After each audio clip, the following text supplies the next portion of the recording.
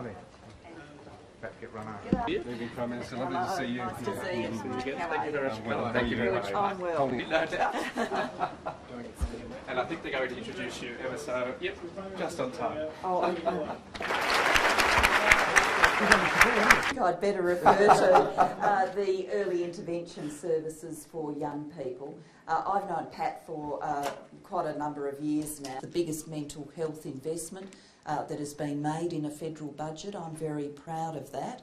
And I'm also very proud of the fact that we've worked so closely with so many persistent and persistence paid. Thank you. And Professor McGorry, the elements for you, what do you think are the most transformational parts of the package? Well, look, as the Prime Minister said, in Australian mental health history, if I can use that term, because it's very significant, and it's happened in obviously a pretty tense, financial climate, which you can feel it in the community. I think, can't you? That this is an issue that's reached a tipping point. There's no turning back, and we're going to build on this for the next decade, we hope. And we've got, I think, a tripartisan recognition of that now, haven't we? And so it's a really great position for Australia to be in. I want to move past the specific detail. Obviously, we know that very well. We know how many MPs have been barraged by their constituents on this issue. We know about the advocacy of Professor McGorry. Were you surprised by the public momentum that built?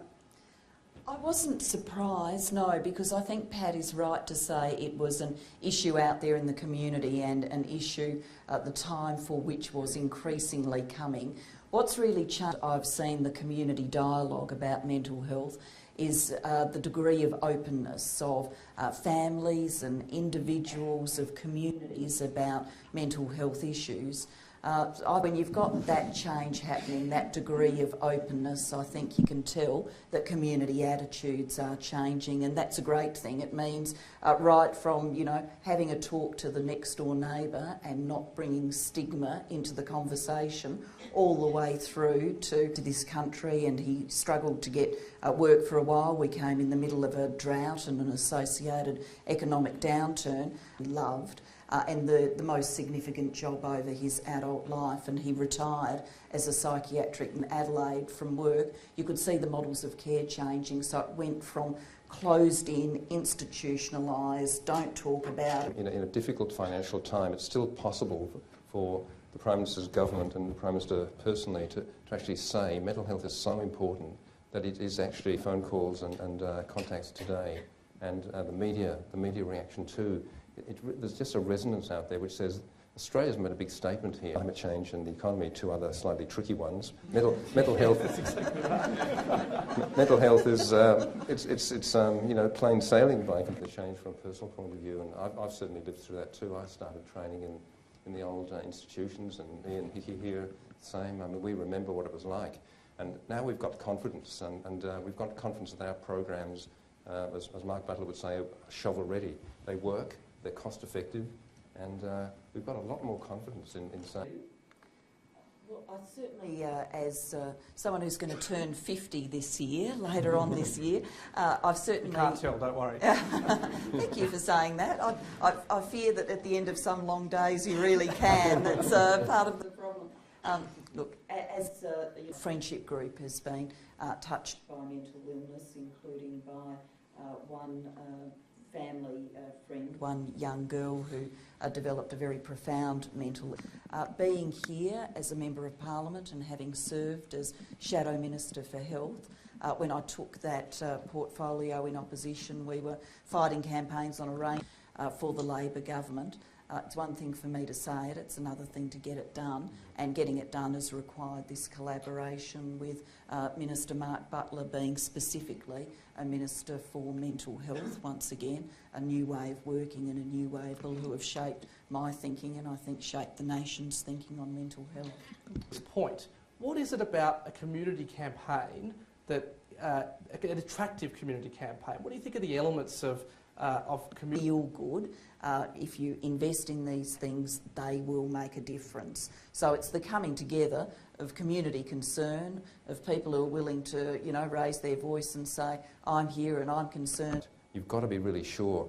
And one of the ways to be sure about that is the link which Ian and I have both pursued throughout our careers with research, clinical research, to make sure we actually, first, both in individually and then in models of care, evaluate them, and then the role is then to scale them up. And there's a whole literature on scaling up of programs, which is often it's rarely followed actually. So there is an expertise that has head around that very, very quickly, and set up a process to actually make sure we were on the right track. So I think it's... That's Nicola Roxon, who's coming up next for everyone. I wasn't necessarily talking about mental health. Oh, right. I thought you might be, on the non-accelerating inflation rate of unemployment or something. No, not the Nauru. Well, this package is about building resilience in children, so that's very important. So the adults of the future have that sense of resilience and ability to cope. This package is about early intervention for teenagers and young adults. This is the Headspace model and then the EPIC model. So Pat's work, where there are services around the country that Pat and others have very clearly proved that early intervention will make a difference for their lifetime path.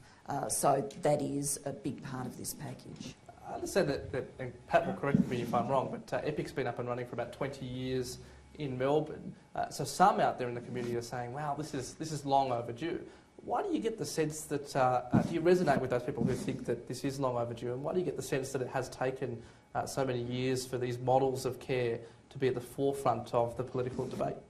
Well, I think it's probably what we were talking about before. It needed the elements of people prepared to have the community discussion rather than thinking this is something they should not acknowledge themselves. So, many people are pretending that they didn't have a problem with depression or something like that. I mean, if we look back over my lifetime, there's certainly I can think of people perhaps older than me that now I think about it, looking at with my eyes now as opposed to my young adult eyes, clearly had some sort of mental health condition which probably could have been treated, but people didn't talk about it, they didn't acknowledge it. So we needed that to change. We needed the evidence to be solid, the clinical work and research say that when we were making those tough choices, this really needed to be at the top of the list. Another question, if I can, Prime Minister. This is from Alyssa Wilson, and she's asked online... There's a flurry of stakeholders putting out their reactions, and many of them have been locked up in the budget lockup for many long hours. So whether they are at the most happy point of their lives, finally, running out of the budget lockup. We were pretty happy. No, you probably were pretty happy, but I think that budget lockup's not that much fun, really, is it? One thing that caught my eye last night is the National Farmers Federation. You'd say, OK, well, they'd want to get in a budget lockup and they'd be looking up, drought assistance and agriculture.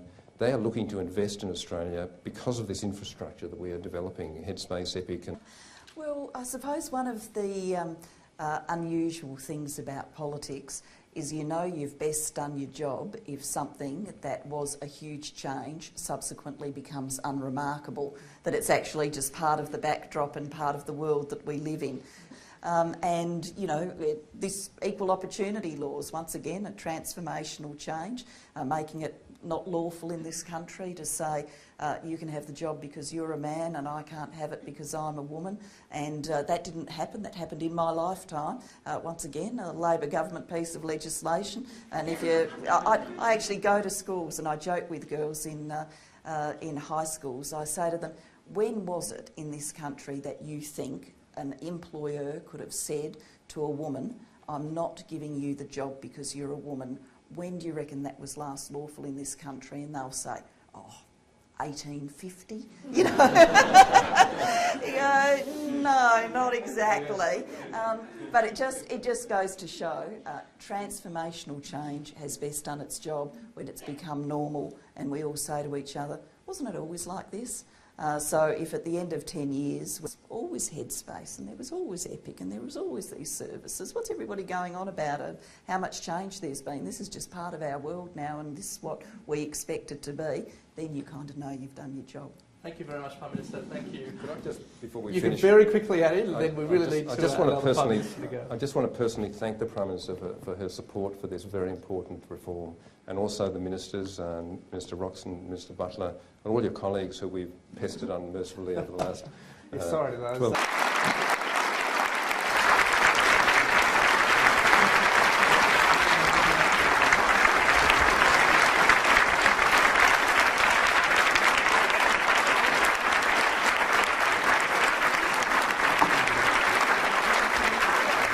for John.